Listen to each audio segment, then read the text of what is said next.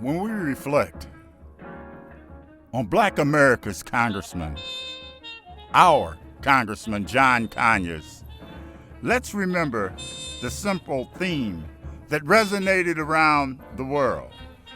Jobs, justice, peace is as good a theme as you will ever find in your political career. And they served our Congressman John Conyers for over 50 years in the United States House of Representatives. You know, Congressman Conyers, when he and 12 other African American members of the House co-founded the Congressional Black Caucus, there were very trying times in this nation. In addition to representing Detroit and Wayne County, Congressman Conyers became, of necessity, Black America's congressman. Folks from California and all over the United States, when they had nowhere else to go, when they had no other congressman, they relied on Congressman John Conyers to get things done. I personally witnessed Congressman Conyers get things done, more things done with a phone call than a dozen demonstrations could have accomplished. That was the clout of his seniority and the respect that both sides of the aisle held for Congressman John Conyers.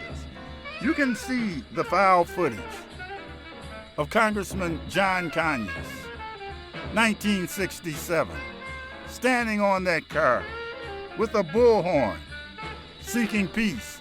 None was to be found that day. It was a wise withdrawal the congressman made because Detroit's anger was seen and felt around the nation. We can't continue to deal with this situation on an emotional basis. We've got to look into the root causes, and it can't come from Negroes being asked to be good, and they will someday be led step by step down the road to first-class citizenship. You know, when Rosa Parks had nowhere else to turn and needed work and income, it was Congressman John Conyers that offered Rosa Parks employment in Detroit.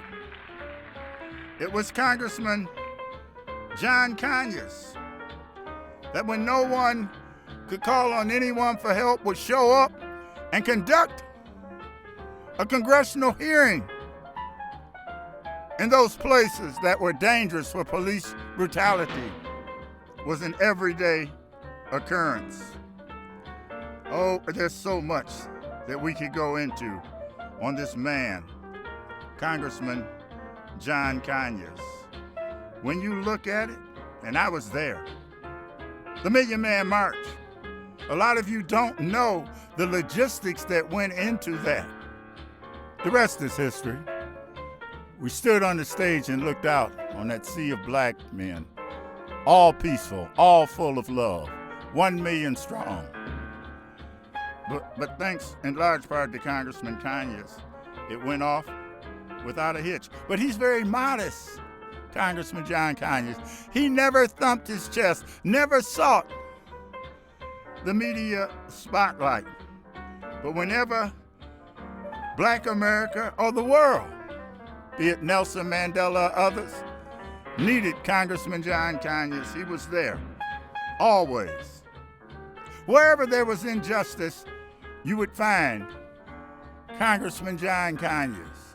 As I did in Detroit during the time of the rebellion, I will continue to urge people to fight for equality and justice through strategic, meaningful, and peaceful action. And of course, there would never have been a national holiday for Martin Luther King Jr. without the tenacity of Congressman John Conyers driving that legislation through. We thank you, Congressman John Conyers, for all that you've done, and our living memorial to you, Congressman John Conyers Jr., is that we will stay on the battlefield emulating you, Congressman John Conyers, and the strength you radiated from Detroit to America and the world. We love you, Congressman John Conyers. We will always honor you, and we will never let anyone denigrate your legacy and your strength of character. And so it's in that spirit that I am pleased to join you again to make this another great evening. Congratulations and thanks for coming.